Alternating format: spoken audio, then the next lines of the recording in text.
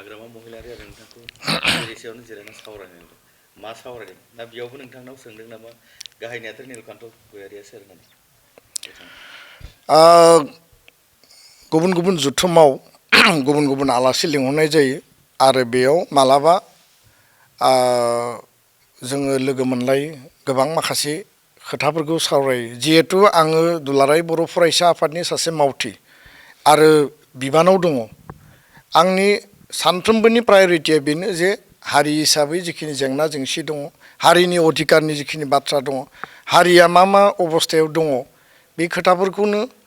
सरकारनि दैदेनगिरियानो जा माहारि आफादनि दैदेनगिरियानो जा बिथांमोनजों जेब्लायबो जोङो शेयार खालामनाय सावरायनाय थासारिफ्रा जायो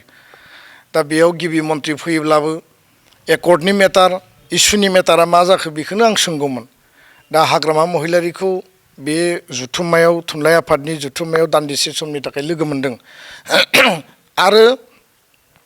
आङो मोननै मोनथाम खोथा बिथांजों शेयार खालामदों जे थांनाय समफ्राव जोङो खौसेनि मोन्थोरजों हाबा मावनायनि थाखाय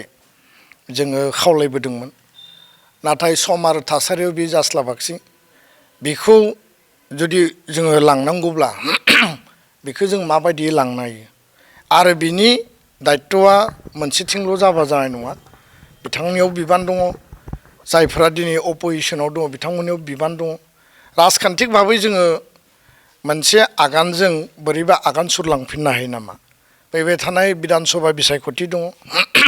बिसायख'थिया फैयोब्ला जोंनि गेजेराव नांलाय खमलाय जायो गावबा गावनि खोथा जुक्तिफोरखौ होलायनायनि उनाव बयबो बे माने मा होनना बुङो बेखौ डिबेट आरो क्रिटिसिजमा जायो दा बेखायनो बेफोर डिबेट डिसकासन क्रिटिसिजम डिसकर्सफ्रा थागोन पलिटिक्सआव बेफोरो थाखायो किन्तु हारिया जुदि जौगानांगौब्ला 35 लाख बिटिआरनि रायजो राजाफोरनि खोथाखौ साननांगौब्ला आरो बिटिसिआव थानाय बिटिआरआव थानाय 13-14 लाख बर'फोरजों लोगोसे गासै आसामनि 25 लाखनि बर'फोरनि सार्थनि खोथाखौ साननांगौब्ला